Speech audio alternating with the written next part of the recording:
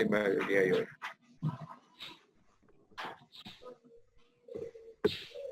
Se considera el trabajo de parto a la expulsión, o el parto propiamente dicho, a la expulsión del producto de la concepción, con más de 22 semanas y con mayor a 500 gramos de peso. Eso le da la prerrogativa de nacimiento de un ser vivo, más de 500 gramos, con derecho al certificado de nacimiento y certificado de difusión posteriormente. Es la presencia básicamente de contracciones uterinas en frecuencia, intensidad y duración con patrón definido, que produce un emborramiento y dilatación cervical con descenso y expulsión del producto del feto. Esta clase ustedes ya han visto probablemente el día de ayer. Vamos a considerar muchos diapositivas, tal vez ustedes ya las hayan visto, las hayan podido haber evaluado.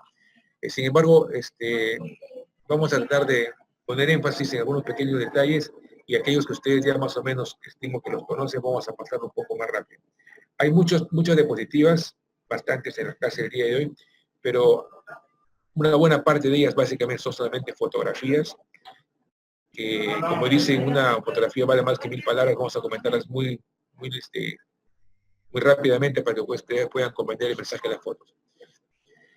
En la fase cero o quiescencia, que abarca prácticamente el 95% del tiempo de la gestacional, tiempo de la gestación, vamos a presentar además contracciones de Braxton Hicks, que son contracciones irregulares, sin patrón definido, de leve o moderada intensidad, que aparecen en un momento y luego desaparecen, y son las contracciones preparatorias que tiene el útero para en el momento oportuno estar en condiciones suficientes para poder producir el parto propiamente dicho. Es como un atleta que para correr la maratón, primero se entrena con 1 kilómetro, con 5, con 10 kilómetros, y poco a poco va avanzando, para que en el momento oportuno su cuerpo, en este caso el útero, esté en condiciones de poder tolerar un trabajo de parto que puede demorar 8, 10, 12 horas aproximadamente, y sea en las mejores condiciones posibles. En la fase 1, o la fase de activación, es la llamada preparación para el trabajo de parto, donde hay cambios ya miometriales y maduración cervical. Estos cambios miometriales están básicamente destinados o formados por la hipertrofia de los músculos, la elongación de las fibras musculares uterinas y la activación inicial de todos los mecanismos de actina-miosina, para que en el momento oportuno podamos trabajar adecuadamente. En la fase 2 de estimulación del trabajo de parto es lo que llamamos la fase latente, la fase activa, la fase expulsiva y la fase posterior al alumbramiento. Y tenemos acá la parte final, que es la parte de la involución en la parte del puerperio. Un puerperio inmediato de 2 horas, un puerperio inmediato de 24 horas y finalmente un puerperio que abarca hasta los 45 días según los criterios de la OMS. Aquí tenemos un gráfico donde tratamos de explicar básicamente lo que se refiere a la contracción de la fibra muscular lisa y a la relajación. Son periodos inmediatos y constantes, periódicos, transitorios, que van preparando al músculo uterino en la parte de Braxton Hicks, pero en el trabajo de parto propiamente dicho sí se presentan. Tenemos acá cómo actúan inicialmente estos neuromoduladores, como son beta-2 simpáticos miméticos y la prostaglandina 2 en la fase de relajación, donde el calcio intracelular se encuentra bajo y la activación de la actina-miosina está en este sentido, en fase de relajación. Cuando comienzan a actuar la fase de la contracción uterina propiamente dicha, donde actúa la oxitocina, la trombina, las prostaglandinas, F2-alfa, el calcio que está en el retículo sarcoplasmático pasa al intracelular y esto determina en un momento determinado, un momento dado, que se produzca la contracción de la fibra muscular, donde los puentes de actina-miosina actúan y generan la contracción del músculo uterino.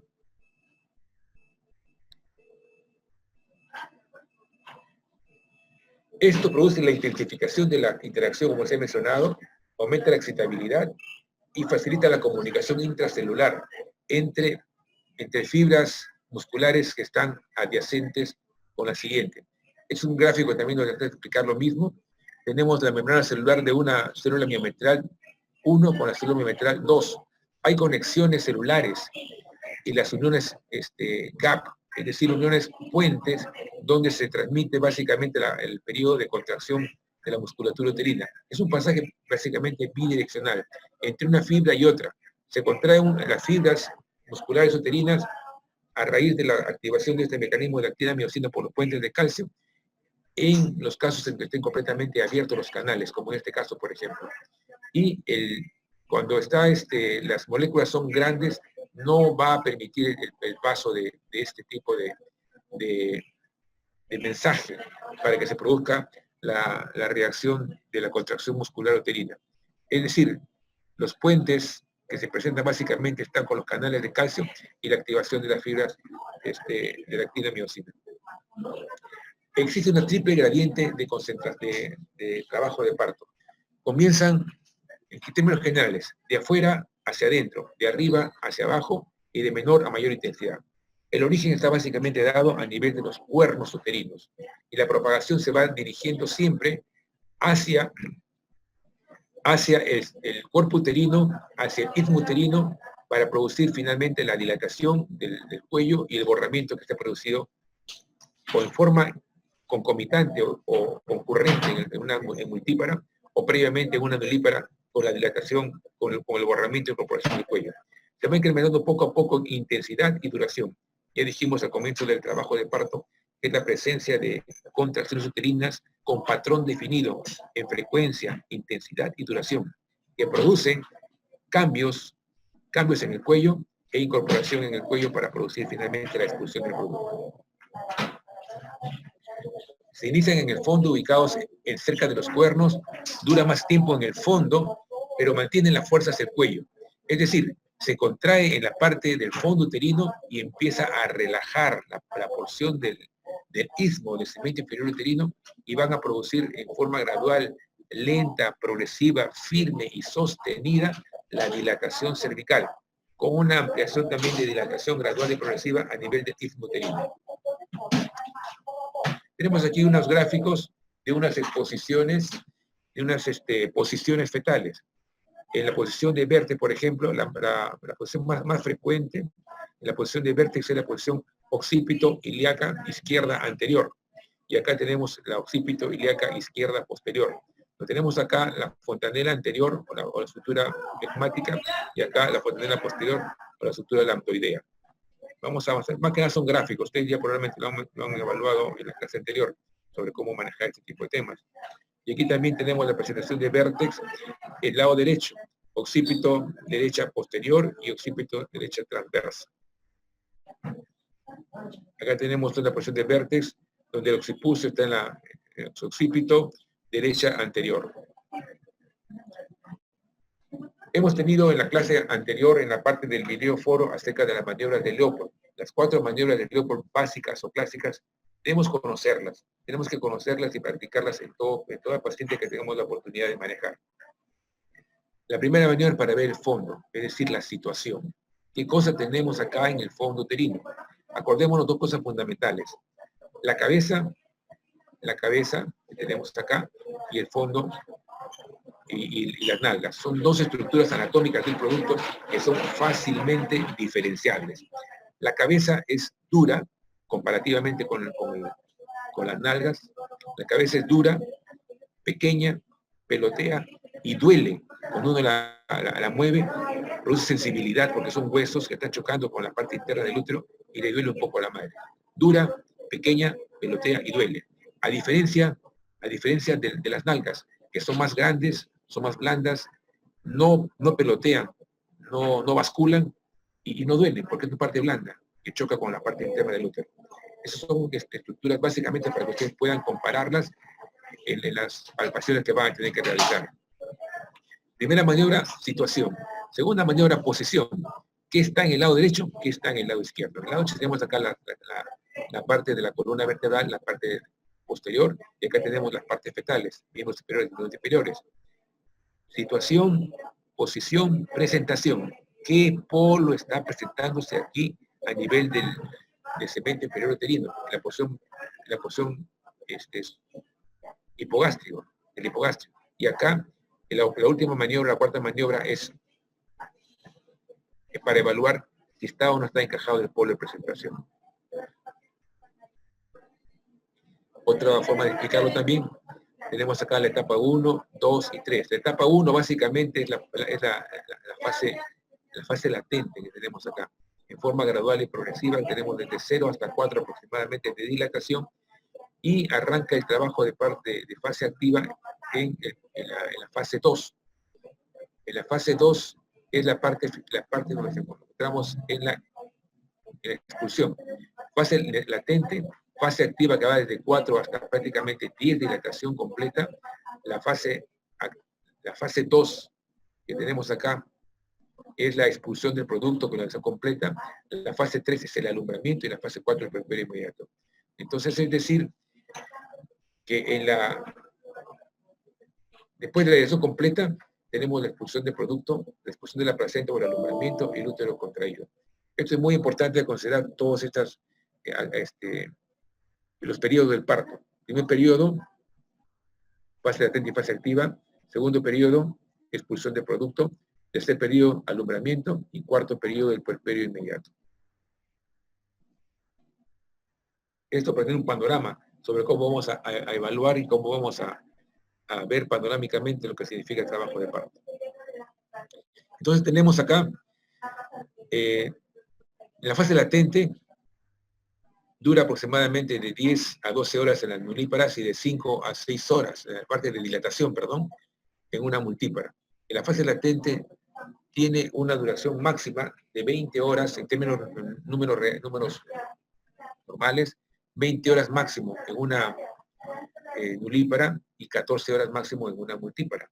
La fase activa avanza un promedio de 1.2 centímetros por hora en una nulípara a 1.5 centímetros por hora en una multípara.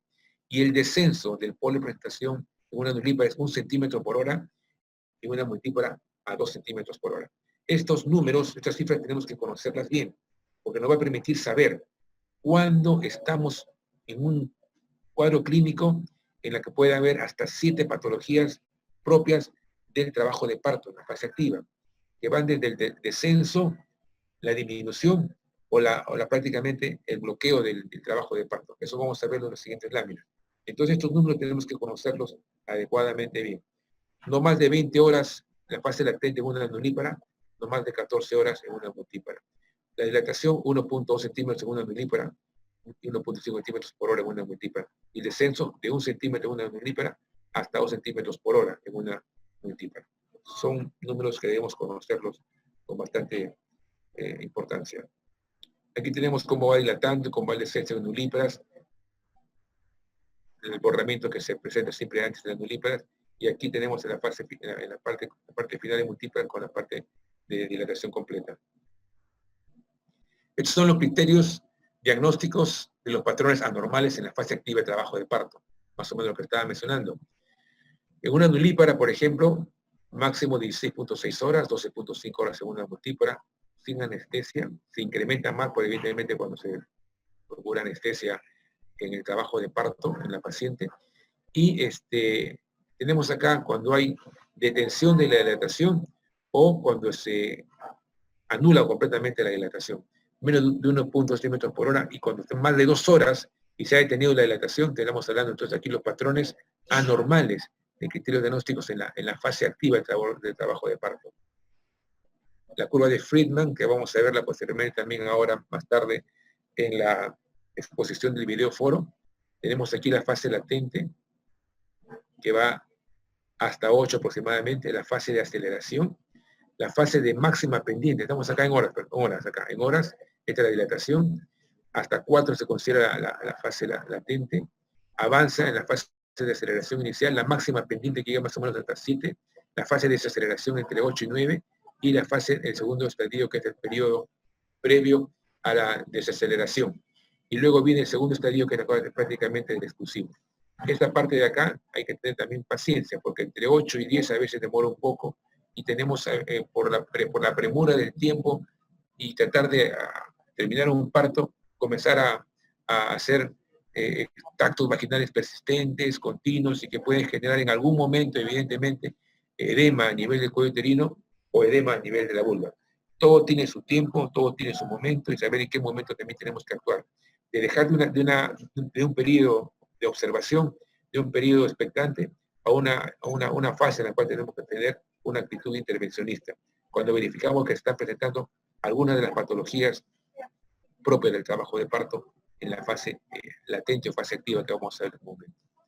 En el expulsivo tenemos acá, no debe demorar, el máximo, tenemos acá hasta 2 horas un expulsivo, la media son media hora aproximadamente, y múltiples es el tiempo promedio, el máximo esperable, aquí el promedio que se puede encontrar. Las contracciones van desde hasta 5 cada 10 minutos, cada uno tiene una contracción, que pueden durar de 60 a 90 segundos y con 50 milímetros de mercurio de intensidad. Eso también es muy importante. En la fase final, en la fase ya del expulsivo, es cuando se incrementa el número de contracciones, de 3 pasa a 5 en 10 minutos, la intensidad de 60 hasta 90 milímetros por segundos y 50 milímetros de mercurio aproximadamente. Estos son los criterios diagnósticos de los patrones anormales en la fase activa de trabajo de parto. La primera fue la fase latente. Y tenemos acá la duración sin anestesia y con anestesia, que puede durar cuando consideramos o más, ya son criterios diagnósticos de patrones anormales, en una multípora 1 hora. Y acá tenemos el arresto, o sea, la disminución del descenso, y también con o sin anestesia peridural, para poder evaluar el tema. Acá son unos términos que también debemos conocerlos. De repente ustedes ya los han evaluado en la clase anterior, pero verificamos acá lo que se llama la frecuencia, intensidad, tono y coordinación. En cuanto a frecuencia, tenemos acá la quisistolia, más de 5 contracciones en 10 minutos. El patrón siempre va a ser 10 minutos acá. La bradisistolia, menos de 3 contracciones en 10 minutos, para saber si estamos con una adecuada dinámica uterina. La intensidad va de una hipersistolia, o sea, más de 50 milímetros de intensidad de contracciones uterinas, a una hiposistolia, de menos de 30 milímetros de mercurio, donde prácticamente las contracciones son inefectivas. No van a producir cambios de descenso, cambios de dilatación, cambios en el borramiento, y más bien van a producir agotamiento en el trabajo de parto en la madre.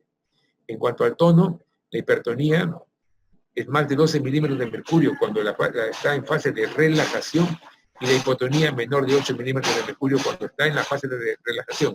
Es decir, entre contracción y contracción hay un periodo de relajación. Esto es lo que consideramos como hiper o hipotonía. Las coordinaciones, tiene que haber una coordinación exacta, como todo trabajo que tiene que realizarse, todos los miembros de un equipo tienen que aportar lo que corresponda. Acordémonos que comienza el trabajo de parto en uno de los 2 cuernos, y ese cuerno toma el comando durante todo el trabajo de parto. Cuando hay 2 marcapasos simultáneos, o sea, están trabajando en los 2 cuernos, en el derecho y en el izquierdo, o uno solo de los cuernos, y aparece por ahí un marcapaso ectópico, hay una incoordinación. Es decir, cuando un marcapaso está funcionando para contracción, el otro está en fase de relajación. Y eso pues crea una incoordinación por lo menos de primer grado. El trabajo de parto es completamente inefectivo, agotante, extenuante, y no produce los cambios que necesitamos para la exposición del producto. La incoordinación de segundo grado, cuando hay 3 o más marcapasos simultáneos, ¿se imaginan? Es una permanente irritabilidad uterina. El útero permanece con un tono incrementado durante el monitoreo del trabajo de parto. En la hoja que aparece la dinámica uterina, encontramos contracciones completamente irregulares e inefectivas. La inversión de gradiente, sabemos que debe ser más intensa, con más duración de tiempo y dirigida de arriba hacia abajo, la dinámica uterina efectiva. Pues aquí en la inversión es cuando es más fuerte la contracción uterina, con más tiempo de duración y más intensidad, cuando se presenta a nivel de istmo uterino. Es decir, son contracciones que van dirigidas del istmo o segmento inferior uterino hacia arriba, hacia el fondo, completamente inefectivo. Y los anillos de contracción o anillos de Bandel son aquellos que se presentan cuando hay un agotamiento de la fibra muscular uterina en una desproporción cefalopélvica, cuando se forma una doble silueta, que ustedes van a tener oportunidad de verla cuando tengamos acciones con partos, cuando el producto, el polo de presentación cefálico, es incompatible con la pelvis materna y está prácticamente en bordes iniciales de un sufrimiento fetal uterino o compromiso mayor de la madre, si es que hubiera tenido una cesárea en un embarazo anterior.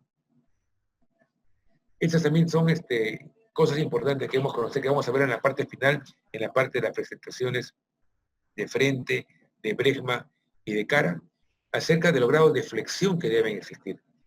La apreciación de vértice, el punto de referencia de la fontanela posterior, la variedad occipital y el diámetro presentado es el suboccipito bregmático, que es más o menos 9.5 centímetros aproximadamente. El indiferente es el de Bregman, el grado de el punto de referencia de la fontanela anterior, el punto de reparo es el sincipucio occipital y el occipito frontal mide 12 centímetros. Ojo, que estamos acá llegando a unos extremos de medidas que en muchas oportunidades son no compatibles con las características de la pelvis. Una deflexión moderada de frente, el punto de referencia es la frente, el punto de reparo es la nariz y ese suboccipito mentoniano que mide 13.5 centímetros. Y la deflexión total o de cara, el punto de referencia es la nariz, el punto de reparo es el mentón y ese submento bregmático de 9.5 centímetros. Acá tenemos los diámetros de evaluación que los deben haber visto en la clase anterior. Tenemos acá, por ejemplo, el submento bregmático, el occipito frontal, el occipito mentoniano, y acá tenemos el suboccipito bregmático. Esta es la idea del suboccipito bregmático, sería 9.5 centímetros para ver la posibilidad de manejo, que es la variedad de vértices. Esto es lo que te mencionaba a ustedes. Son los 7 trastornos que se pueden presentar en la evaluación de un trabajo de parto. Cuando uno está en un trabajo de parto con una paciente en las condiciones de poder decidir en qué momento vamos a dejar que avance el trabajo de parto en forma normal, natural, o en qué momento debemos intervenir. Para eso también tenemos un instrumento muy importante, que es la curva de trabajo de parto. Un documento que vamos a verlo en la parte final, que también me parece que está en el video foro, sobre cómo registrar esos datos. Y eso va a aparecer en las curvas de alerta, que nos permiten saber cuándo tomar decisiones para actuar en forma de intervención o dejar hasta qué momento podemos dejar que el trabajo de parto avance de forma espontánea. Tenemos entonces acá trastornos de prolongación, trastornos de extensión y trastornos de detención. Un trastorno de prolongación, de prolongación es la fase latente prolongada. Lo que mencioné al comienzo, más de 20 horas en una nulípara y más de 14 horas en una puntípara. Es decir, no puede estar una paciente con 1, con 2, con 3 o con 4 de natación más de 20 horas o más de 14 horas, dependiendo si es nulípara o multípara. ¿Qué cosa se recomienda? Reposo en cama y tratamiento excepcional oxitocina cesárea para los problemas urgentes, que básicamente pueden ocurrir con un sufrimiento fetal o un compromiso de bienestar fetal que se tiene que ir detectando en el momento que estamos controlando a una paciente en trabajo de parto. Trastornos de extensión. Así como hay trastornos de prolongación, también tenemos trastornos de extensión. Es decir, dilatación prolongada de la fase activa, prolongada, es decir, que tiene menos de 1.5 centímetros por hora de avance, expectante, observación o apoyo, y cesárea para los casos de desproporción cefalopélvica. O un descenso prolongado de lo que está en -4, es decir, el polo de presentación que está por encima de las espinas ciáticas, en -4 centímetros, plano de Lee o plano de Hodge, que vamos a ver en su momento oportuno, y tiene más de 2 centímetros por hora, que no esté avanzando. Entonces tenemos que determinar ahí qué cosa es lo que podemos realizar para comenzar este tema. Y tenemos acá los trastornos de detención. Y tenemos 4 trastornos. La fase de desaceleración prolongada, más de 3 horas. Recordemos que la desaceleración prolongada más o menos está entre 8 y 9, antes de llegar a 10, que es prácticamente el uso exclusivo. Más de 3 horas, entre 8 y 9, una milípara, y con una mayor de 1 centímetro por hora que no esté avanzando. Si no hay de proporción cefalopélvica, usamos oxitocina. Y si la paciente está agotada, hacemos su reposo. Le colocamos reposo, le colocamos un suero fisiológico, de repente con destroza al 5% para verificar el aporte de calorías en el momento de comenzar su agotamiento. Trastorno de detención secundaria de la hidratación. Más de 2 horas en milíparas y más de 2 horas en multíparas. Eso se ve en la curva de alerta. Y acá, básicamente, para saber si es que tenemos que ver si hay desproporción cefalopélvica o no. Es decir, verificar cuándo estamos. Se puede haber inclusive detectado desde el primer momento. En la pelvis límite podemos darnos el chance de esperar una fase de dilatación, una fase activa, para saber si es que hay o no proporcionalidad entre el polo de presentación y la pérdida materna que lo contiene. Detención del descenso se detiene, por ejemplo, en -3, en -3 y permanentemente está en -3. No baja esa presentación. Puede ser por desproporción, puede ser por secular de cordón, puede ser por tumor previo, puede ser por la placenta, en fin, hay varias causas que también pueden determinarlo. Igualmente también acá, la conducta sería cesárea por la pélvica y una cesárea cuando encontramos mayores posibilidades de avance. Y la falta de descenso, cuando estamos más de una hora probablemente evaluando a la paciente en el periodo correspondiente y no encontramos ninguna posibilidad de descenso. Es más, en lugar de descender en el tracto vaginal, la presentación es fluctuante, flotante, y con el tacto se va inclusive hacia arriba. No consigue el descenso adecuado.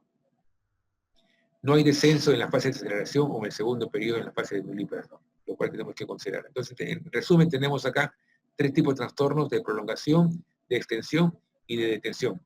Y 7 probables diagnósticos que tenemos la obligación de conocerlos durante la presentación de trabajo de parto. Un trabajo de parto, si tenemos la oportunidad de entrenar a los bomberos, a los policías, a personal de las comunidades para tener un parto, no es cosa de otro mundo.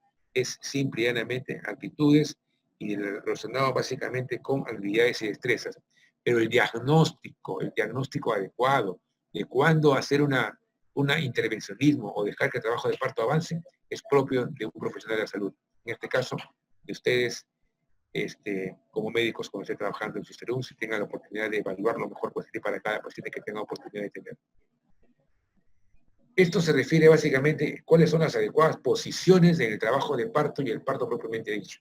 Normalmente, por comodidad del operador, la paciente está de cúbito dorsal, en posición de litotomía, le levantamos un poco un semifolder en la parte de la mesa de partos, pero hay otras posiciones que también tienen su beneficio, sus ventajas, y que fue enviada también en la clase como lectura acerca de las posiciones diferentes para poder manejar esa acostada de lado, y que se ve mucho en la parte rural, de cuclillas, de manos y rodillas, semisentada o sentada. Son posiciones que en algunas circunstancias han demostrado su utilidad para 3 cosas fundamentales. La primera, duración más corta del segundo periodo de trabajo de parto, es decir, del expulsivo. La segunda, menor número de partos instrumentados. Y la tercera, menor número de episiotomías. Básicamente por la presencia de la fuerza de la gravedad, y porque la paciente tiene mayor fuerza a nivel de la musculatura uterina y de la presa abdominal para ayudar en la expulsión de su producto, es decir, en la fase propiamente del expulsivo. Veamos ahora cuáles son los factores del parto. Son 3 cosas fundamentales: motor, canal y móvil. Eso ustedes ya lo han visto, me imagino. Vamos a pasar un poco más rápido. Cualitativamente vemos acá la frecuencia, la intensidad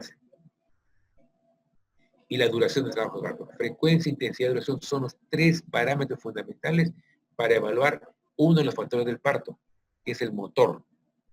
Es decir, la capacidad contráctil que tiene el útero para, en uso de su propia fisiología, ayudar o contribuir a la expulsión de su continente, de su contenido. En este caso es el producto. Motor.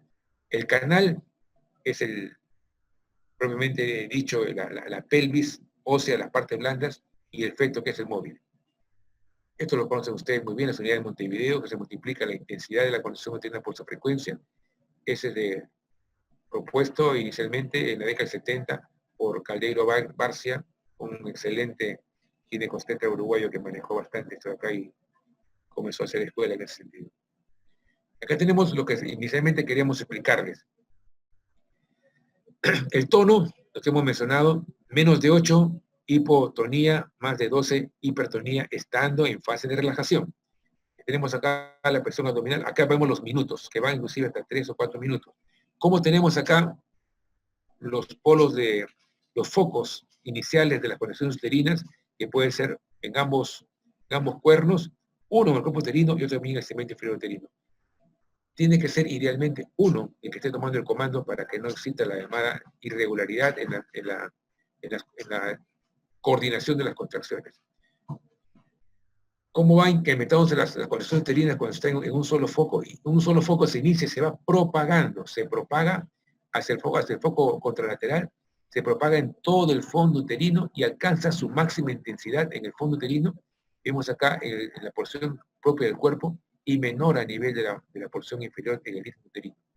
Pasa la fase de la intensidad de la contracción uterina. Acá tenemos la presión intramuscular del útero.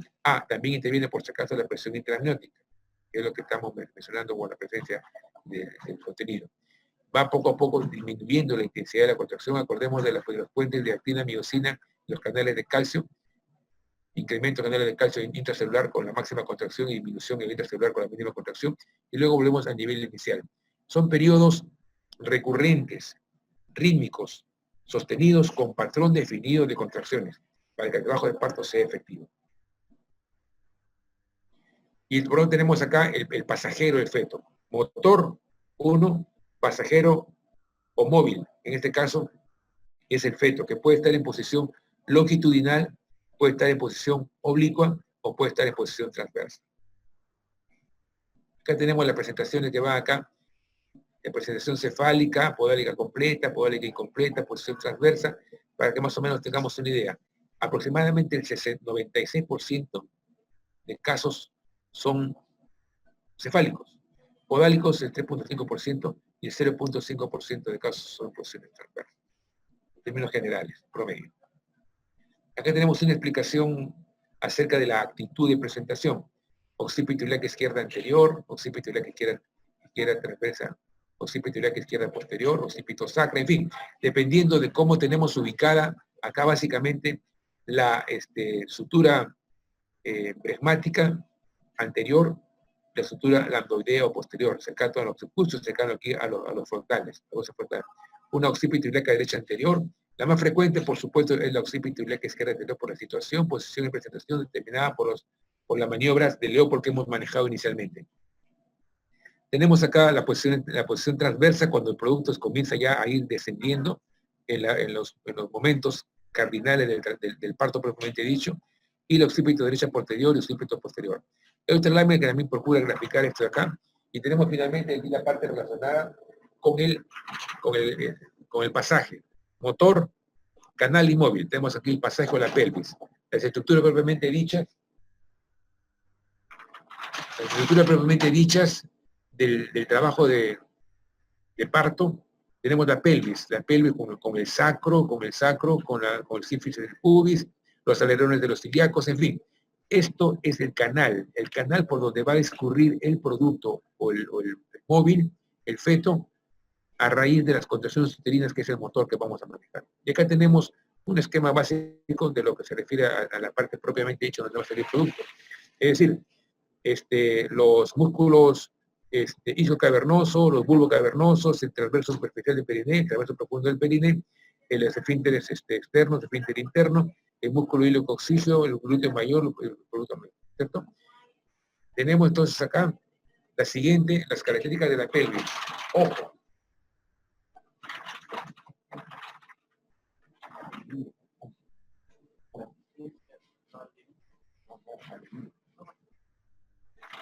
Bueno, disculpen, no importa mucho, esto básicamente es académico, no importa mucho que ustedes sepan las características de la pelvis, ginecoide, antropoide, androide, paticoide. Lo que importa es que ustedes sepan determinar con un adecuado tacto vaginal si esa pelvis es compatible o no con el producto que tienes como contenido.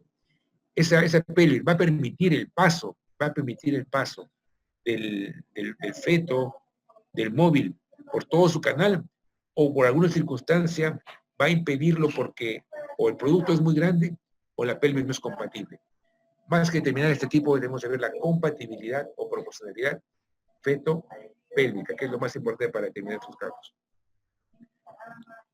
En los pasos que usted ya lo conoce, probablemente lo has hablado el día de ayer, el conjugado diagonal, ojo, para verificar aquí cómo está la parte del promontorio, cómo está aquí la sínfisis del pubis. El tacto vaginal tiene que tener tres planos fundamentales. El primer plano es el conjugado diagonal para el promontorio. El segundo plano, estando con el dedo explorador, evaluamos las características de la concavidad del sacrocoxis. Evaluamos las paredes laterales de la pelvis, que pueden ser convergentes, divergentes o paralelas. Evaluamos las espinas ciáticas, que es muy importante las espinas ciáticas, para saber, por ese punto de referencia, para saber si está encajado o no el producto. Al costado de las espinas ciáticas, a nivel de las apófisis transversas de S3, tenemos ahí el llamado ligamento sacrociático, que es flexible en una mujer joven, en la edad adecuada para tener sus partos, y es más rígido o poco flexible o extensible en una mujer que tiene más edad. Esto permite dos cosas fundamentales: la extensibilidad hasta un centímetro de distensibilidad por ligamento sacrociático de la pelvis, y las fontanelas anterior y posterior, una disminución, un pequeño cabalgamiento del polo de presentación fetal, en este caso es el cefálico, permitiría, con estos dos mecanismos, dilatación de la parte media de la pelvis con la espina ciática por el ligamento sacrociático hasta 1 centímetro por lado, y la disminución hasta de 1 centímetro por el cabalgamiento inicial de las paredes de la bóveda craneana del producto con la fontanela anterior y posterior. Seguimos avanzando y vamos a verificar la movilidad del coxis en la parte final también, y se va a explicar en la parte del video foro cómo en la parte propia del expulsivo el producto también hace la flexibilidad o la distensibilidad de las vértebras coxígeas. Y finalmente tenemos acá que ver dos cosas fundamentales en la parte final: el ángulo subpúbico, que debe ser más de 90 grados o 90 grados por lo menos, es decir, que pasen 2 dedos a nivel del ángulo subpúbico, y el diámetro biisquiático, que tiene que ser con mayor, evidentemente, mayor a 8.5 centímetros. 11 centímetros es lo que permitiría con toda tranquilidad el pase de un producto en las posiciones adecuadas. O sea, plano superior, plano medio y plano inferior. Y tenemos que la obligación de destacar en qué parte de estos planos está alterada la no compatibilidad o la estrechez del plano superior, medio e inferior. El trabajo de parto y los mecanismos de parto están dados básicamente por la situación, posición, presentación y la actitud fetal. Depende fundamentalmente de la posición del feto. Esto debemos recordarlo. Y la principal posición es la occipito ilíaca izquierda anterior, que es lo que estamos graficando en estos momentos. Aquí tenemos un plano panorámico, puntos cardinales: occipito anterior, occipito posterior, transverso derecho, transverso izquierdo, occipito anterior izquierdo, occipito anterior derecho, en fin, occipito posterior derecho, occipito posterior izquierdo, y aquí las posiciones que representan lo que hemos mencionado hace un momento. Los diámetros que los hemos visto un momento también, y acá es una parte muy importante que ustedes tienen que conocer. Así como conocen ustedes cómo llegar a sus respectivos domicilios, a sus respectivas ámbitos donde están ustedes que trabajar, lo que tienen que hacer es salir de la casa, tomar su carro, caminar, ir al paradero, tomar su vehículo, bajar, entrar a la casa, entrar a la universidad, entrar al hospital, en fin. El trabajo de parto tiene estos 7 expresiones o movimientos cardinales. A uno le añaden un 8, un primero, que equivale a la acomodación. O sea, el producto de lo que estaba flotando se acomoda. Lo ven en algunos textos, pero tenemos que conocerlos básicamente. El encajamiento, descenso, flexión, rotación interna, extensión, rotación externa y expulsión. Estos mecanismos son básicos, son importantes, que se deben presentar y debemos estar en condiciones de poderlos identificar conforme van ocurriendo. Acá tenemos la porción inicial, cómo la cabeza está flotando, lo que les mencioné inicialmente en la parte de la acomodación. Todavía está flotando la cabeza. En el número 2 es el encajamiento. Encaja el polo de presentación fetal a nivel de las espinas ciáticas, cuando está en 0. Esto acá es el descenso y la rotación interna. Rotación interna. Acá es completa la rotación. Acá es la extensión, la rotación externa, la expulsión del hombro anterior y la expulsión del hombro posterior, para ver cómo son los movimientos cardinales del trabajo de parto del momento que está en la acomodación hasta la fase de expulsión. Y esto lo manejamos acá: encajamiento, repito, descenso, flexión, rotación interna, extensión, rotación externa, expulsión. rotación interna está todavía dentro de la cavidad pélvica, dentro del útero. La extensión es lo que se produce ya en el momento de la expulsión propiamente dicha. El producto rota hacia donde estaba ubicada su presentación para la expulsión de los hombros, en cómo estaba, en derecho, en izquierdo, y la expulsión propiamente dicha en la parte final. El encajamiento, justamente lo que le mencionaba.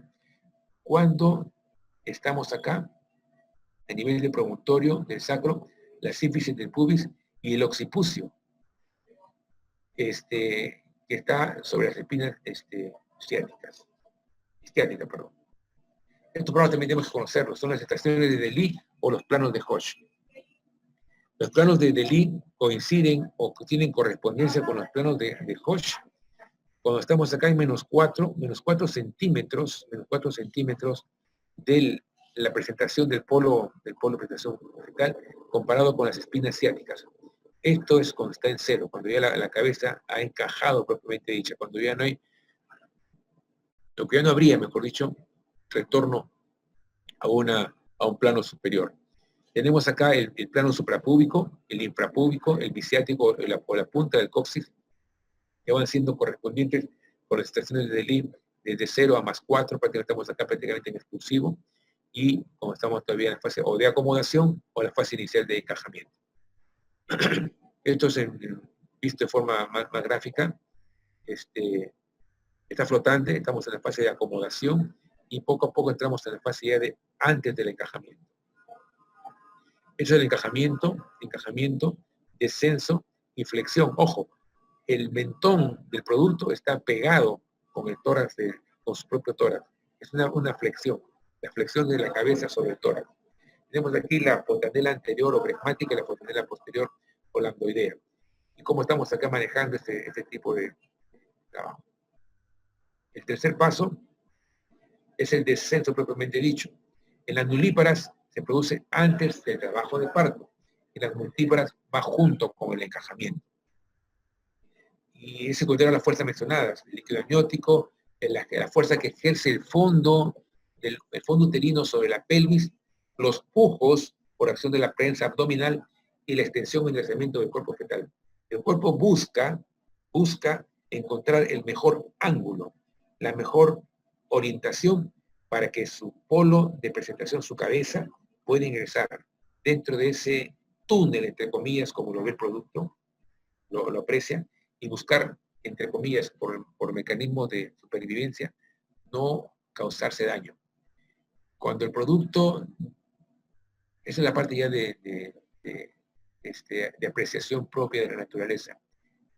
En su apreciación inicial, evalúa que en esa pelvis no es compatible con su pasaje, va a estar permanentemente en trabajo de parto con el polo de presentación flotante. O intentando la posibilidad de ingresar, regresa nuevamente porque la pelvis, o sea, el continente, no le permite el pasaje al contenido del feto dentro de su canal de presentación. Es el descenso y la rotación interna. Ustedes se dan cuenta cómo la cabeza empieza a rotar acá. De lo que estaba acá, mirando hacia abajo, comienza a rotar la cabecita y comienza a buscar su polo de presentación, que es congruente con la misma línea inicial de la posición derecha o izquierda. El descenso también tenemos lo que se llama el ciclitismo, cuando la sutura sagital está justamente en el centro entre el pubis y el promontorio. Eso es muy importante determinar. Se ve en el tacto vaginal. Con el tacto vaginal, uno evalúa, estando con una buena dilatación, evalúa acá la sutura sagital, o sea, la sutura que está entre ambas fontanelas. Y puede ser un ascletismo anterior cuando la sutura sagital está hacia el pubis o está hacia el promontorio, para verificar si el polo de presentación viene entrando en forma simétrica, en forma equilibrada dentro del canal del parto. Hay también cuadros de asinclitismos anteriores y posteriores que también son causas en un momento oportuno, cuando se repite y es reiterativa la presentación, que son causas de indicaciones necesarias. El aciclitismo anterior, tenemos acá, y el aciclitismo posterior. Significa acá que esta parte del espacio queda amplia y aquí al revés, la parte del espacio anterior queda amplia. Es decir, tratamos, en este caso, el parietal posterior, el aciclitismo posterior, y el aciclitismo anterior tratamos aquí el parietal anterior. Es muy importante determinar este tipo de temas.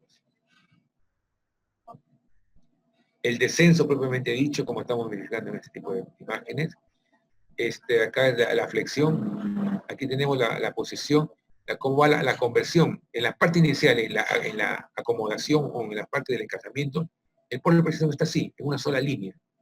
Pero conforme comienza a hacer el encajamiento, se va produciendo la flexión del polo de presentación, en este caso la cabeza, y se va pegando en forma gradual y progresiva con el tórax. Son las medidas que conocemos en estos momentos.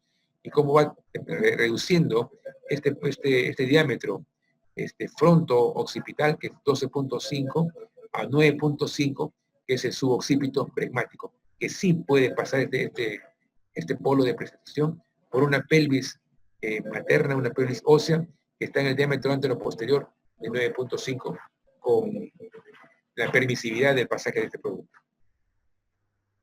Rotación interna igualmente se da luego de una o dos contracciones, luego de la flexión, y en multípara se da 3 o 4 contracciones luego de la flexión. Es la rotación interna, es decir, de lo que estaba el producto en la parte de flexión inicial, comienza a seguir el mismo eje, la misma línea de cómo estaba ubicado en la maniobra del hombro, cuando ubicábamos que estaba derecho o estaba izquierdo.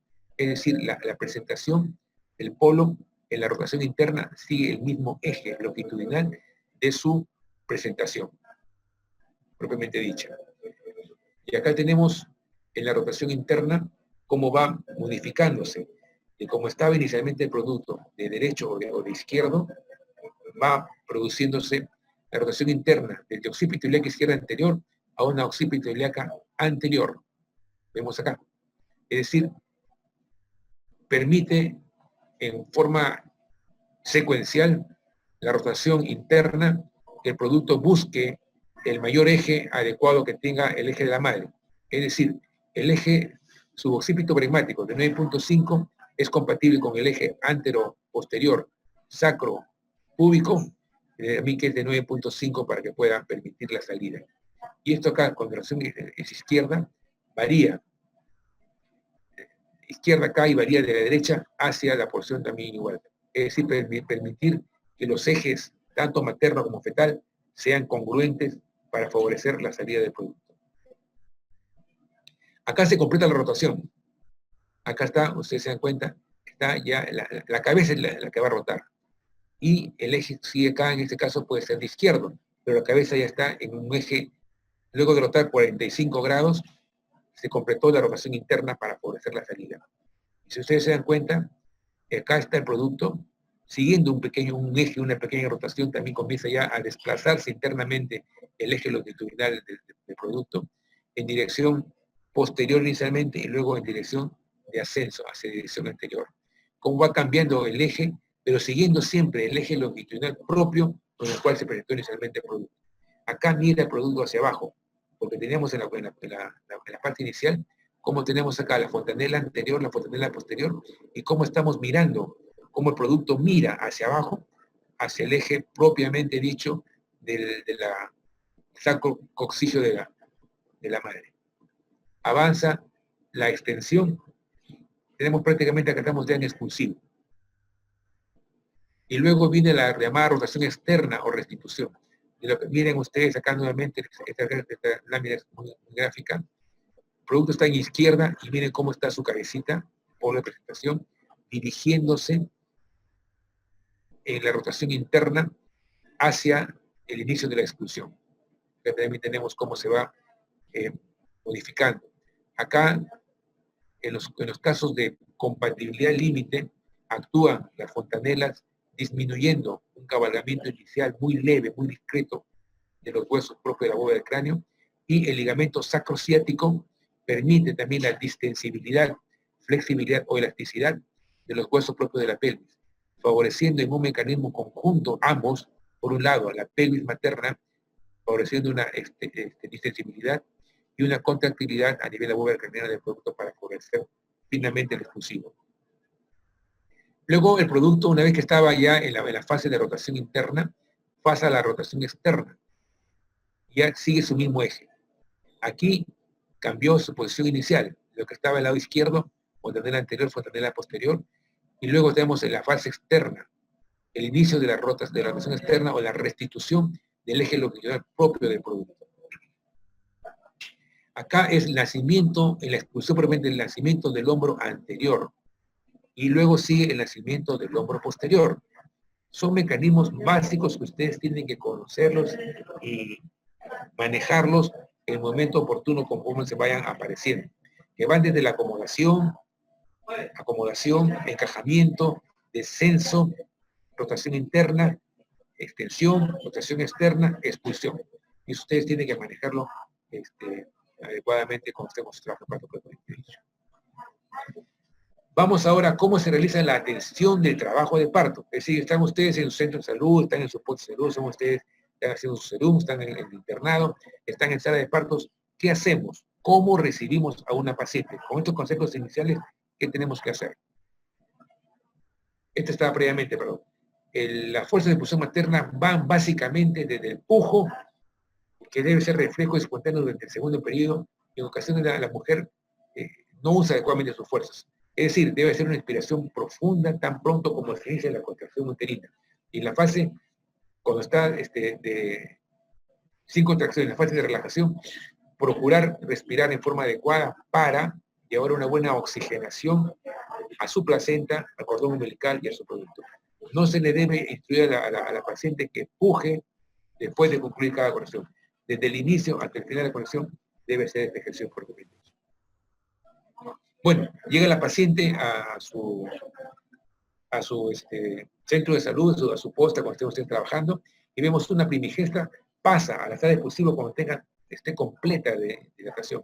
Y la mujer está mostrando el cuero cabelludo del producto, y las zonas de pujo son cada vez más ostensibles y son más intensas. Una multípara de 7 o más con la cabeza profundamente encajada. Acordemos que el tiempo que demora una mujer, una multípara, para pasar de la fase de desaceleración a la fase impulsiva es mucho menor comparado con una primigesta. Una primigesta podemos darnos el lujo, entre comillas, de pasarla con 10, porque va a hacer en forma gradual y progresiva, pero una multípara no. Con 7 u 8 debemos pasarla al expulsivo y ahí comienza a ser ya en forma secuencial los periodos de pujar cuando estemos ya con la cabeza encajada y con dilatación de 10, para que pueda pujar. Esto es solamente para pasar a sala de expulsivo. Tenemos acá una sala modelo de expulsivo con sus mesas, aquí la sala de dilatación, la camilla de transporte, en fin, y ver cómo lo manejamos. El segundo periodo, o periodo de expulsión, la paciente en otros hospitales, en la parte de parto institucionalizado, está en semifolder, permite los pujos, una visión y protección del periné, se evalúa la expulsión del feto y también se protege el periné para evitar los desgarros. Esta es la preparación para el parto. Hay que tener un cuidado muy especial. Es decir, no separar mucho las piernas o colocar una más alta que la otra porque van a ejercer fuerza de tracción sobre el periné que podrían causar en el momento final del expulsivo una mayor extensión de la episiotomía o un desgarro que puede comprometer las relaciones inclusive de la posición rectal. Es decir, procurar siempre la simetría.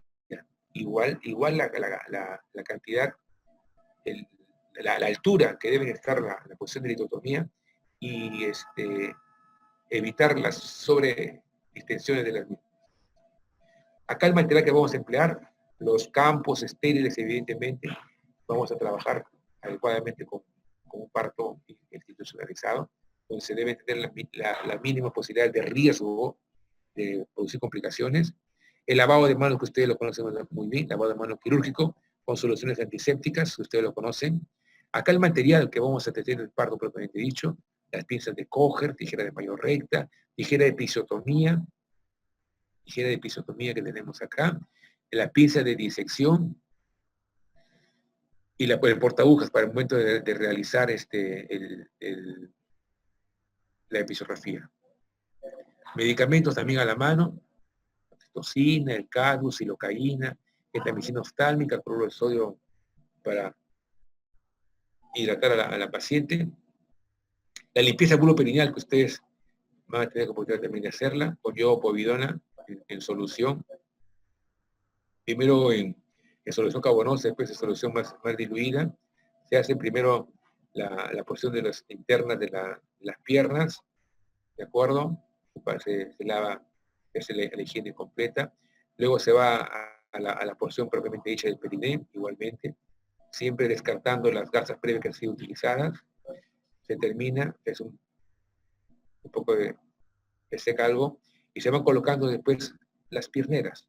Ojo, la madre, la gestante, está con vendaje de miembros inferiores para evitar problemas de tromboembolismo asociados.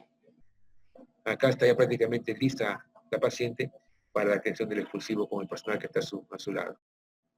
Se colocan los campos superiores, se coloca el campo inferior y se expone sola y exclusivamente la parte que va a ser trabajada, entre comillas, para la atención del parto. Está lista la paciente con su asepsia, antisepsia, colocación de las pierneras y los campos anterior y posterior, y en la medida de lo posible hacer que la paciente evacúe vejiga, pero cuando el polo de presentación está ya casi en expulsivo o está ya encajado, evita de que la vejiga pueda ser evacuada espontáneamente. De ahí que se recomienda, con la medida del caso, por supuesto, de asepsia, antisepsia, hacer una evacuación vesical, que puede ser simplemente con una sonda Nelaton, para ayudar a que la vejiga no esté actuando como tumor previo y evite el adecuado descenso del polo de presentación. Se infiltra la anestesia local, en este caso para una episiotomía medio lateral derecha, y en el periodo expulsivo se realiza cuando está ya coronando la cabeza en la presentación del expulsivo. Luego de la anestesia se aplica silocaína al 2% sin epinefrina entre 5 y 10 centímetros cúbicos previo a la episiotomía, y se debe realizar siempre en un momento de una contracción uterina para que esta colocación de la aguja no cause más dolor asociado. Igualmente, esto aquí también hacerlo, la episiotomía, durante el periodo de una contracción uterina y cuando está prácticamente en la fase final del expulsivo. Esto es importante, como considera la episiotomía, tiene fundamento básico: ensanchar el tercio inferior de la vagina, anillo vulvar y periné, y acortar el expulsivo y evitar desgarros asociados. La mesoné en la medio de una contracción y cuando la presentación ya está coronando.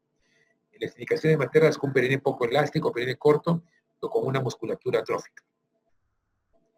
Indicaciones fetales en caso de prematuros, distosia de hombro, nalgas, ocípitos sacros o deflexionados, necesidad de creación rápida fetal, o en el caso de un parto instrumental.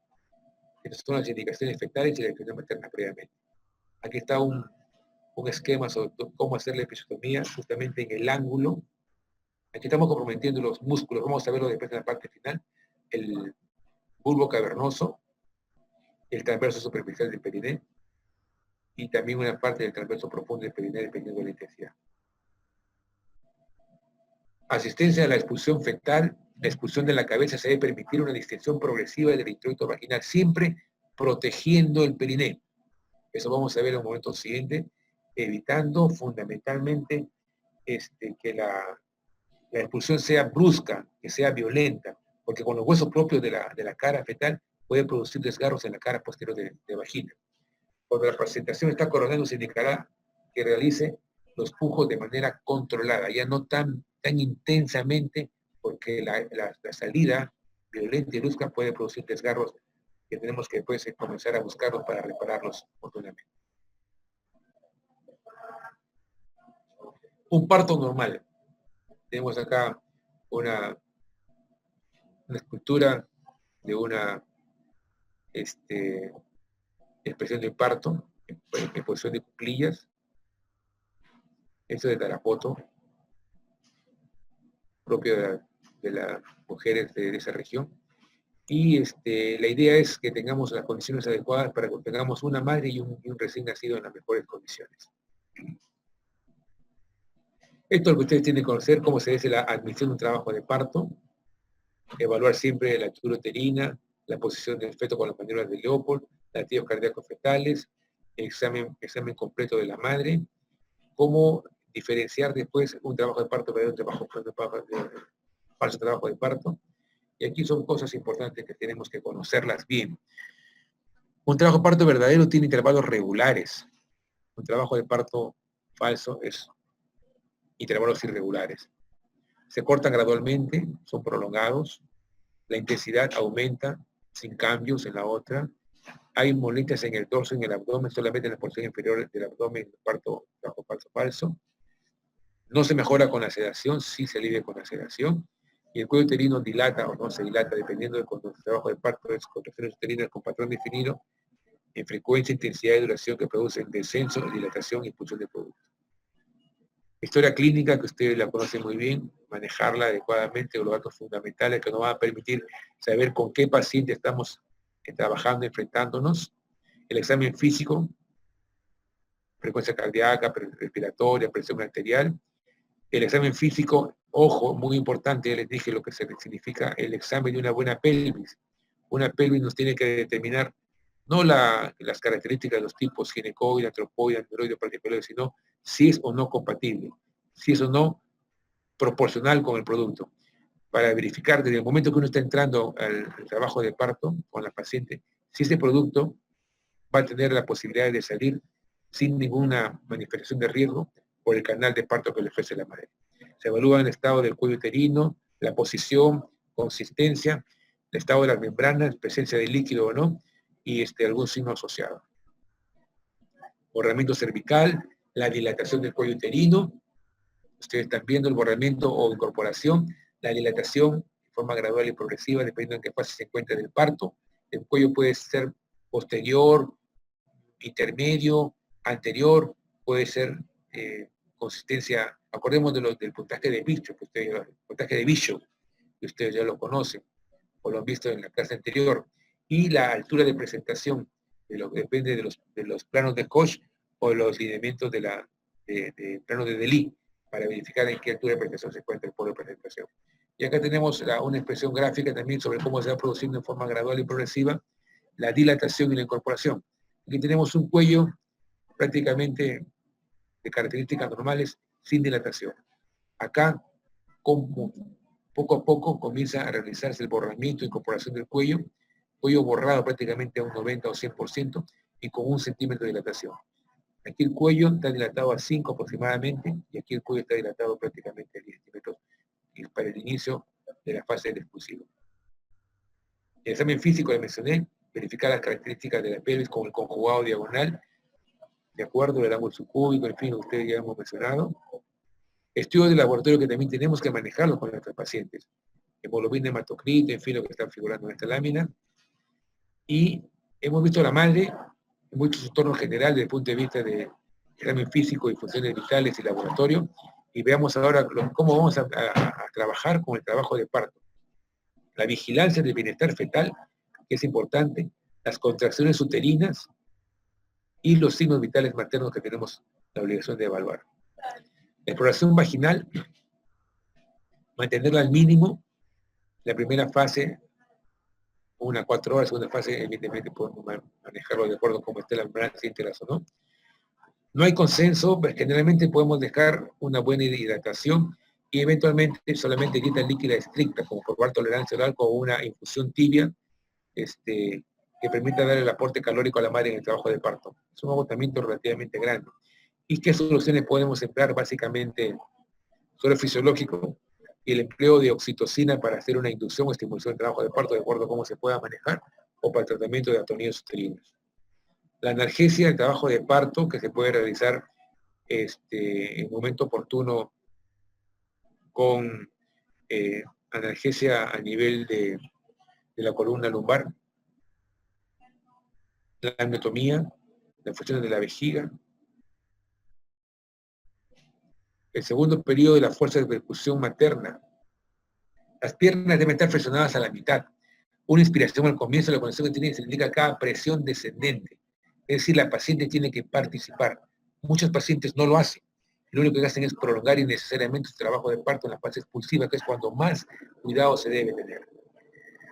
Para comodidad del personal de salud es la litotomía dorsal, Se colocan sostenes para favorecer la colocación de las piernas y hay que realizar siempre una limpieza vulvar y perineal correcta.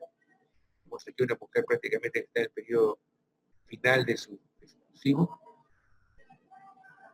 ¿Cuándo comienza el periodo expulsivo? Con dilatación completa y sensación de pujo. Dura aproximadamente unos 15 minutos en términos generales, periodo final.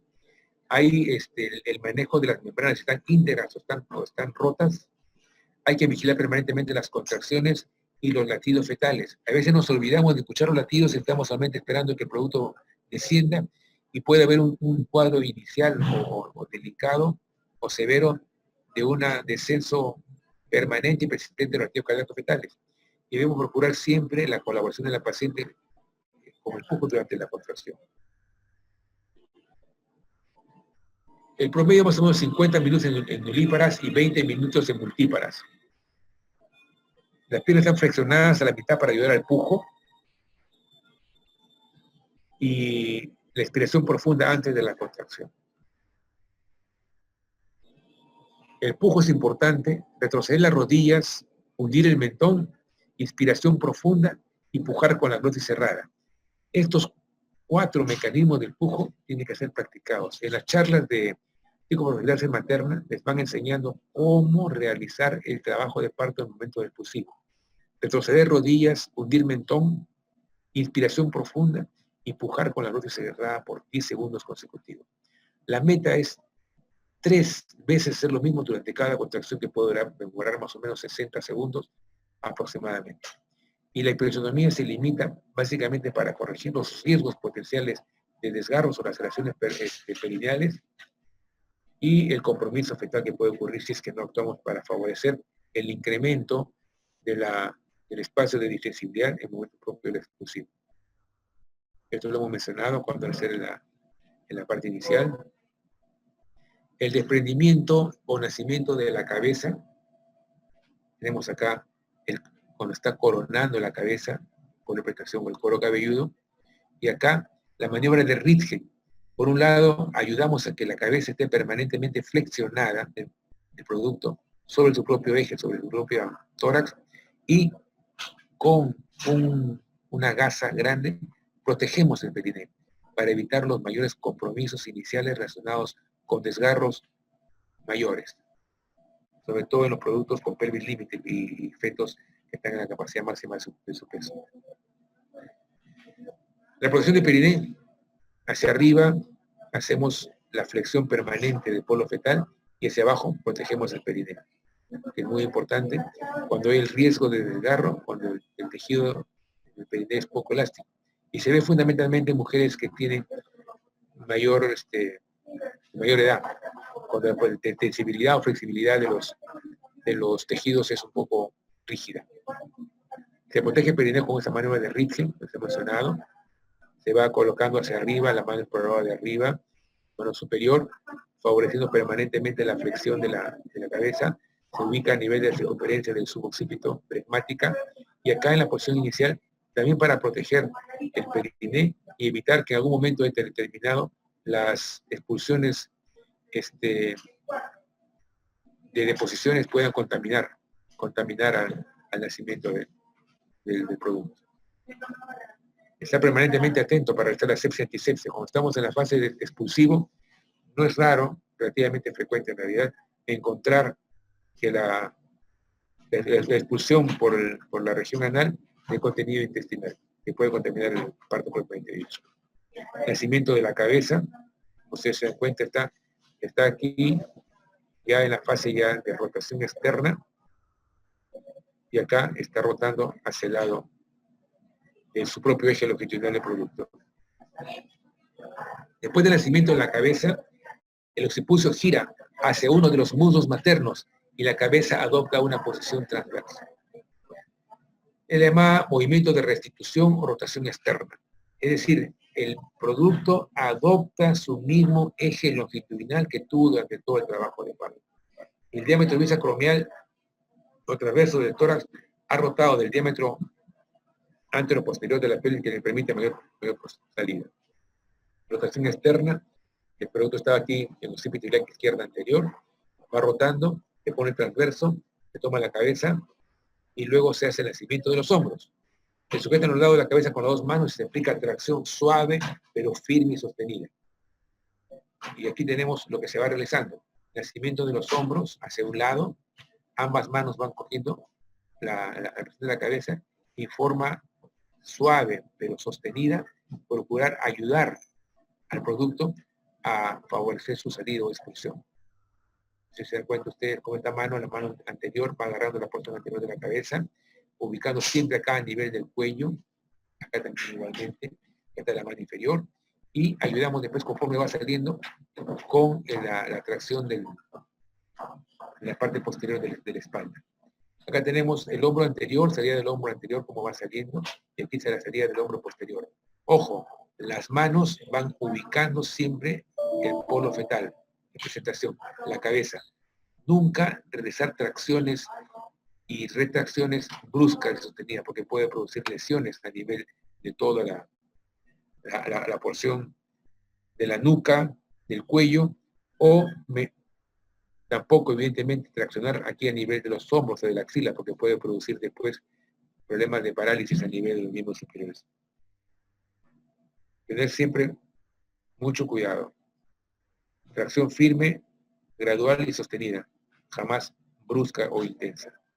Esto es lo que hemos visto, cómo estamos aquí en la rotación interna, maniobra de Ritgen, rotación externa, adopta el mismo eje que tenía inicialmente. Para este gráfico, básicamente se refiere a la posición occipitaria izquierda. Sale, hombro anterior, baja aquí el polo de presentación, la tracción del eje longitudinal, sale abundante líquido una vez se rotan las membranas, y verificamos acá cómo se produce la tracción del hombro anterior y del hombro posteriormente. El resto del cuerpo sigue a los hombros. Si el resto prolongado puede acelerarse por tracción moderada sobre la cabeza o compresión moderada sobre el fondo uterino. Compresión moderada. Nunca intensa, pero sí ayudar en la parte final. Debe evitarse el enganchar los dedos en las axilas, lo que mencioné, porque puede producir posteriormente lesionar los nervios de la extremidad subtorácica. Y después del nacimiento se le ve salida de líquido amniótico, algo con sangre, pero no es francamente hemático. Estamos iniciando la fase inicial del desprendimiento o de la porción inicial de la parte final del expulsivo. Nacimiento de la cabeza, estamos repitiendo lo mismo para dando reforzamiento lo que estamos mencionando. Protección de la maniobra de Ritgen, nacimiento de hombros, hombro anterior, hombro posterior, cuidando siempre de no tener una tracción sostenida, y debe girarse el diámetro bisacromial que tiene este producto con el eje antero-posterior materno, sínfisis del pubis, con la porción posterior de la columna materna, es decir, la parte final. Y este es el diámetro que permite la salida fácilmente del producto. Nacimiento de hombros, la parte final. Cuando está en la parte inicial del polo de presentación, se hace también la aspiración de las secreciones, si es que hubiera tiempo. Si no, esta maniobra se realiza una vez que el producto ya ha nacido. Y se realiza por el médico que está teniendo el producto, que está teniendo el parto, el expulsivo propiamente dicho. Mientras el bebé esté conectado con su madre a través del cordón umbilical y no se haya realizado la individualización de estas dos vidas, este feto, este bebé, depende exclusivamente de la atención propiamente dicha del personal médico, ginecobstetra, médico cerebrista que está atendiendo este parto.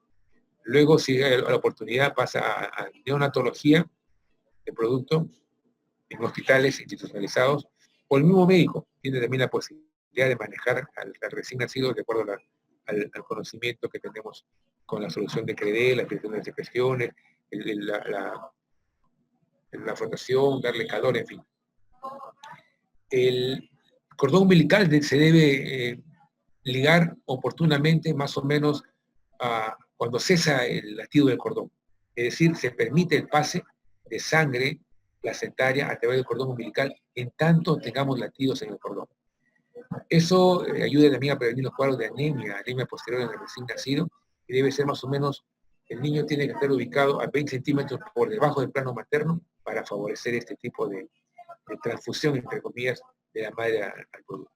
Se contribuye a evitar anemias ferropénicas que tienen año de vida, y la ligadura debe ser inmediata en los casos que hay asfixia al nacer, circular de cordón apretada, embarazos gemelares para la oportunidad del segundo producto que nazca también en adecuadas condiciones, y con una madre RH negativo sensibilizada para evitar mayores problemas de pasaje de glóbulos rojos positivos a la sensibilización de la madre. Esa es otra expresión también de lo que estamos mencionando, los CLAMS, punto de incisión.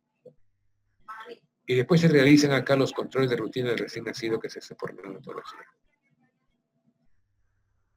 La responsabilidad que tenemos básicamente consiste en reducir al mínimo el riesgo de trauma perineal materno, prevenir la injuria fetal y proveer un soporte inicial al recién nacido.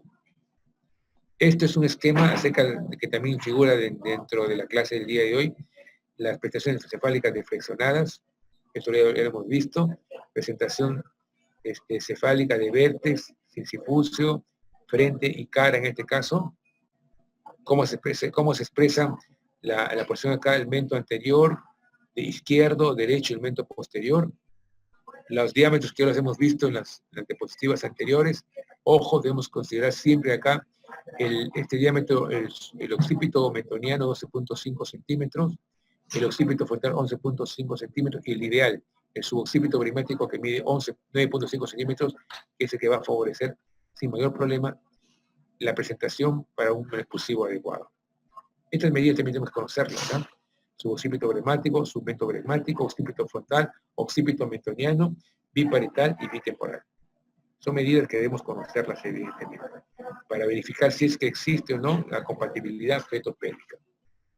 Pero es otro esquema igual de grado de deflexión, vértex normal, mínima grado de deflexión, parcial de segundo grado de frente y de cara máximo de tercer grado. La más común es la de vértex, 96%, 3.5% la cual y 0.5% de la transversa. Y las anomalías, en el caso de vértex, tenemos acá la bresma militar o militar, la de cara y la de frente.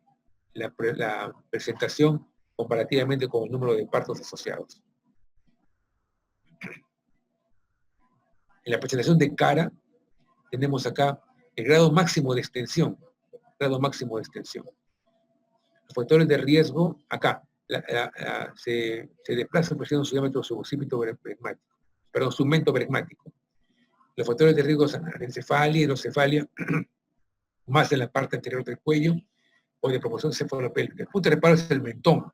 Ojo, básicamente es el mentón, y la posición más frecuente es el mento anterior. Tenemos acá los 9.5, es el suboccipito bresmático. Pero submento bresmático. El mentón con el bresmo, 9.5%. Esta es la cara. Lo que está ofreciendo es que tenemos la porción de la vulva y vagina, entre comillas, lo que está presentándose en el momento del expulsivo. El diagnóstico, el occipucio fetal es prominente en el dorso y se produce el signo del hachazo de Tarnier. El manejo que hacemos en el lamento anterior, es posible el parto vaginal con forceps.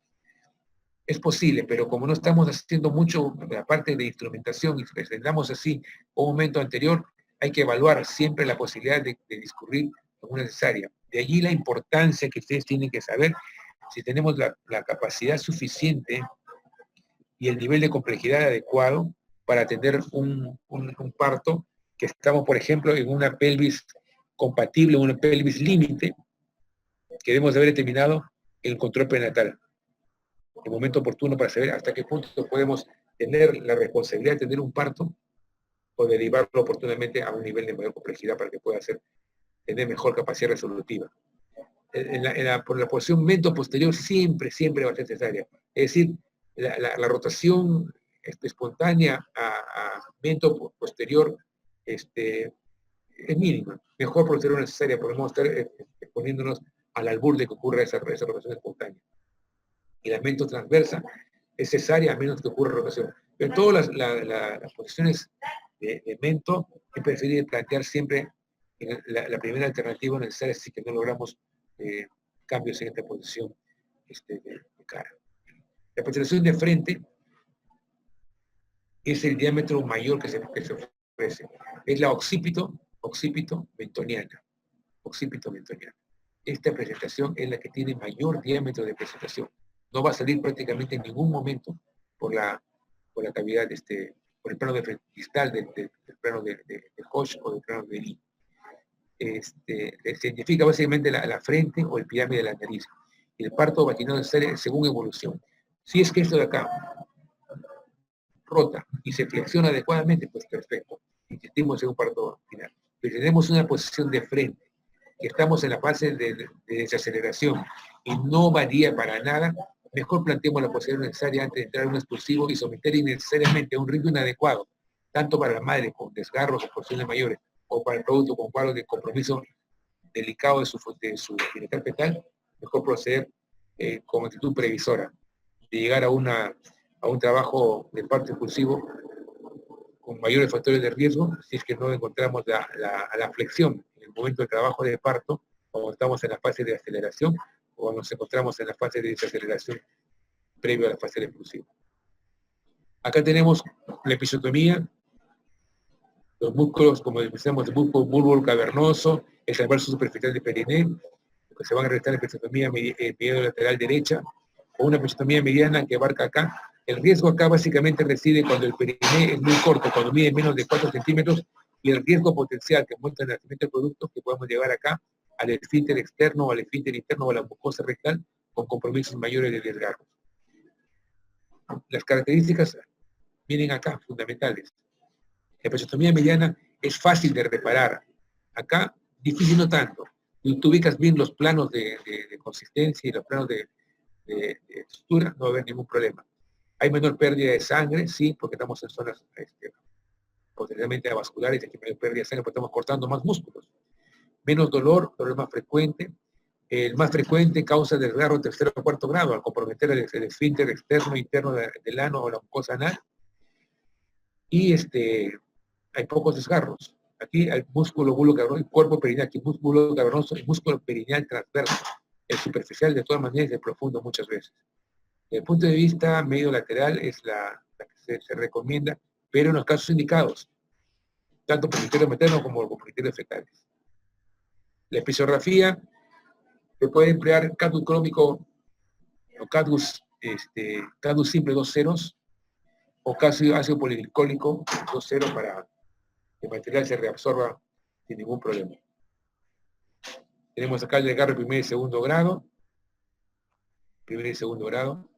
Se afronta básicamente el epitelio vaginal y los músculos perineales y bulbo cavernosos. Y finalmente es el reparo completo, el desgarro de primer y segundo grado.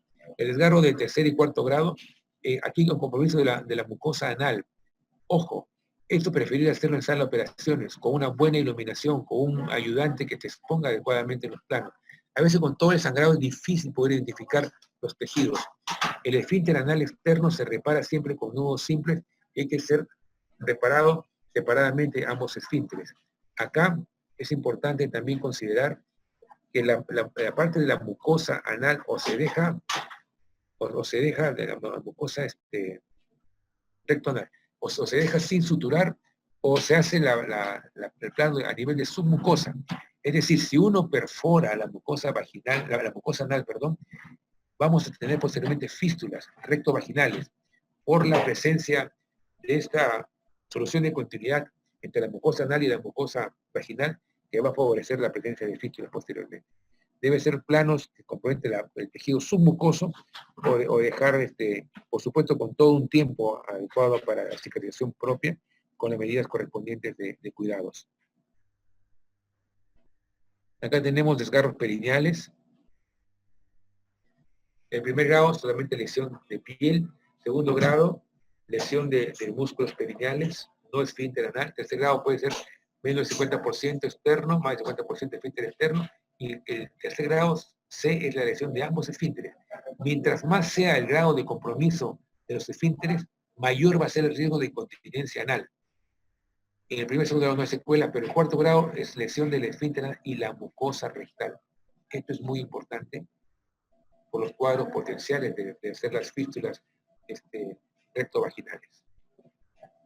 El tacto rectal se debe realizar cuando tenemos el compromiso en mayor o menor grado de un compromiso tercero o cuarto grado para saber hasta qué punto podemos llegar, verificar cómo es el tono del esfínter interno, el músculo estriado circular y longitudinal interno a nivel de los músculos de ahí para saber qué estructura estamos tocando, evaluando. Los desgarros tercer y cuarto grado en la medida de lo posible ser con una buena iluminación, con un ayudante y en la medida de lo posible hacer las operaciones si tenemos la oportunidad de hacerlo. Tenemos acá también, estamos en la parte final ya, el esfínter interno, el esfínter externo, el margen del ano, ¿de acuerdo? Y aquí la ampolla rectal. El esfínter anal interno, acordémonos que es involuntario y el esfínter anal externo es involuntario. Para proceder a las estructuras propiamente dichas de la sutura. El esfínter longitudinal interno y el esfínter longitudinal externo son los que van a ver también la parte de las estructuras musculares, cómo están dirigidas, circular interna y longitudinal externa, para diferenciarlos en el momento de hacer la sutura en el tipo de desgarros. En la reparación de primer y segundo grado se sutura la mucosa vaginal primero, la sutura de músculo perineal en segundo lugar, y la sutura de la piel, en forma gradual y progresiva, identificando siempre en forma simétrica y en forma regular cada uno de los planos. Procurar restituir la anatomía inicial a cómo la encontramos en el momento antes de realizar la episiotomía. La episiotomía tiene que hacerse de forma lenta, en forma delicada, nunca bruscamente, porque estos son los que producen en un periodo expulsivo violento los mayores desgarros que pueden comprometer estructuras adyacentes, como la mucosa anal y rectal. Tercer y cuarto grado siempre hacer antisepsia y ojo, nunca dejar de dar antibiótico terapia, que vamos a ver en estos momentos, cuando tenemos unas reparaciones de tercer y cuarto grado, como compromiso de los esfínteres. ¿Qué medicamentos se recomiendan? En el 3A, o sea, con menos del 50% de compromiso del esfínter externo, una dosis única, que no se puede poner, puede ser una cefazolina, por ejemplo. En caso de alergia podemos emplear gentamicina, 3 ampollas de 80 miligramos, más metronidazol, 500 miligramos de endovenoso como dosis única.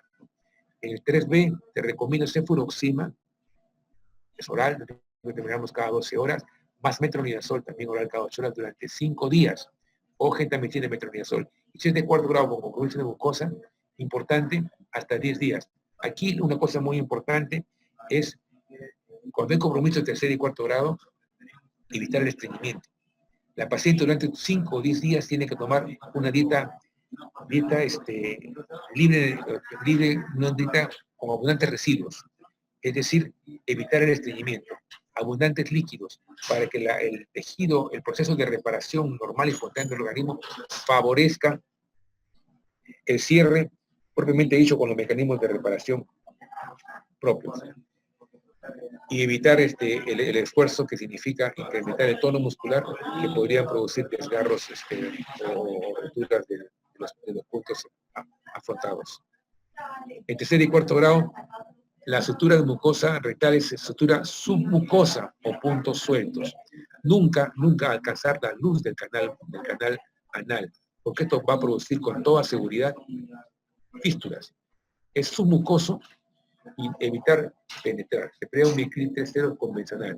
La sutura de esfínter lo básico es ubicarlo. Ustedes ubican las estructuras musculares, las estructuras típicas, circular interno y longitudinal externo, los esfínteres, con una buena iluminación y con un buen ayudante, y tomando delicadamente. Son fibras muy frágiles, muy lábiles.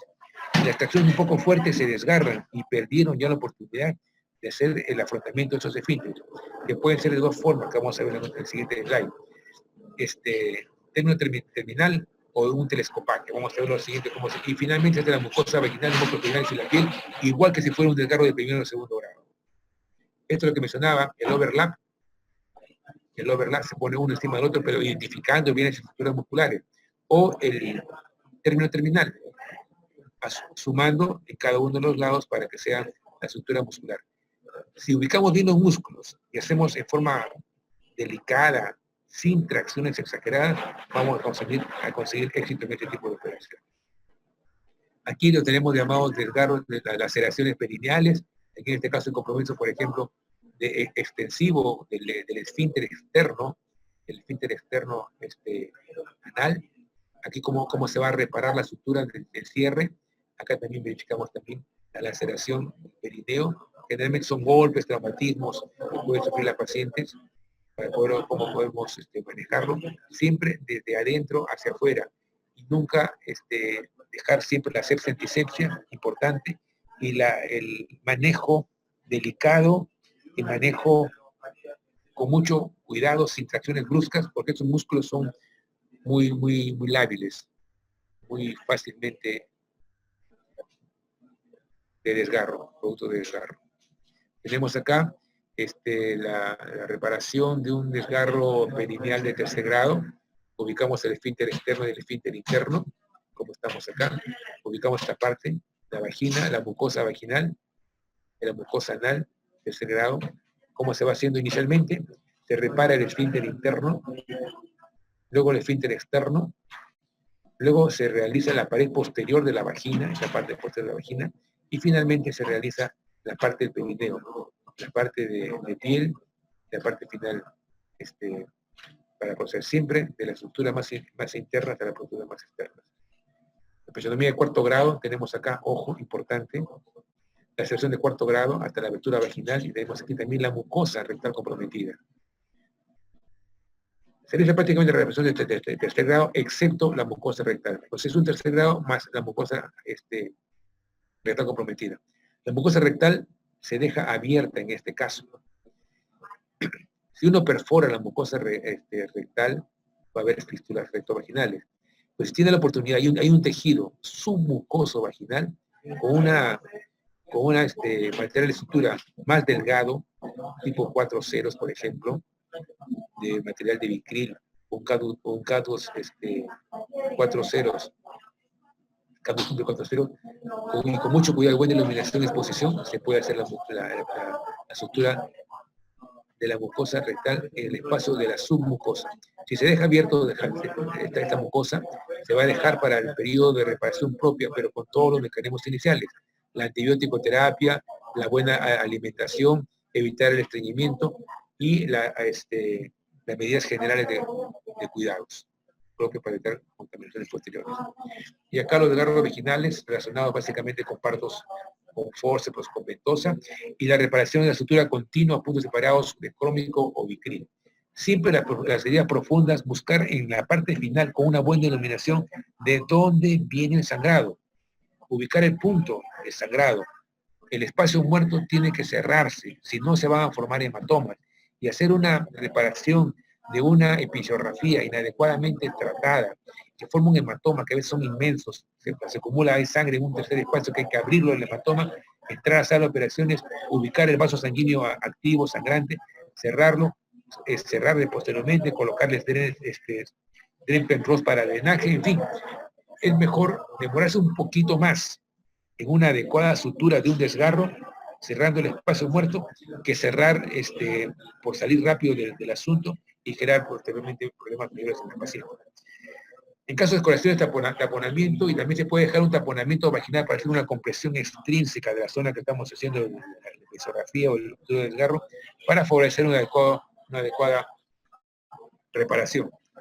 Y finalmente quería terminar esta charla, que ha sido larga, pero espero que les haya podido servirles como orientaciones para la selección de partos, especialmente cuando tengan ustedes la ocasión de ser el personal de salud que enfrente un trabajo de parto y lo haga de la mejor manera posible con el práctica que va a adquirir posteriormente, con un pensamiento de Mahatma Gandhi.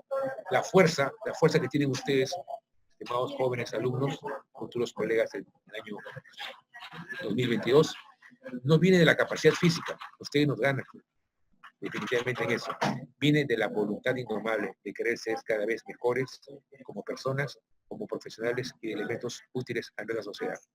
Gracias por su atención, estimados alumnos, y estamos dispuestos a participar en las preguntas que ustedes pueden tener. Gracias.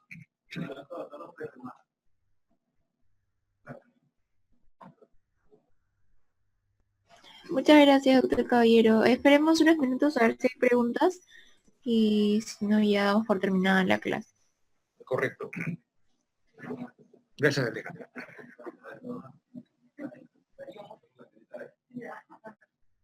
Lo importante es que ustedes estén siempre en condiciones de poder realizar una adecuada evaluación de un trabajo de parto. El trabajo de parto, como le mencioné en un momento, puede entrenarse un policía, un bombero, una persona que esté, un curioso, una matrona de las comunidades rurales y campesinas. Pero la decisión de continuar con un trabajo de parto, la capacidad de tener una conducta intervencionista, una conducta expectante o observadora, depende mucho de la parte cognitiva y la práctica que ustedes poco a poco van a ir logrando. Eso se ve con el transcurso del tiempo y sobre todo con el deseo, con la capacidad de mejorar sus competencias y atender adecuadamente a nuestros pacientes. Debemos estar identificados en esa parte, en realidad. La identificación depende mucho de la convicción de por qué estamos acá. Estamos para atender, estamos para servir. Y debemos ayudar a quienes confían en nosotros. Debemos ayudarlos, debemos brindarles el apoyo que necesitan para una adecuada conservación y recuperación de su salud. En términos generales, ¿no? Probablemente muchos de ustedes no sean ginecobstetras. Algunos decidirán alguna especialidad clínica, otros decidirán una especialidad quirúrgica diferente, cirugía general, neurocirugía, traumatología, ortopedia, en fin. Pero siempre tener la ocasión y la voluntad personal de entregar lo mejor de todo de cada uno de nosotros.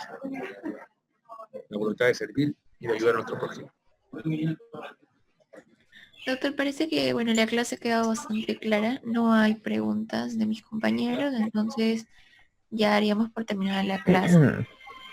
Muy bien, les agradezco entonces por su presencia, por su atención, y estamos con ustedes en la siguiente clase para el día 15. El día 15, que me parece que es trabajo de parto disfuncional. Procuremos a medida que posible seguir estudiando y preparándonos para acabar y estar próximos a entrar a su internado.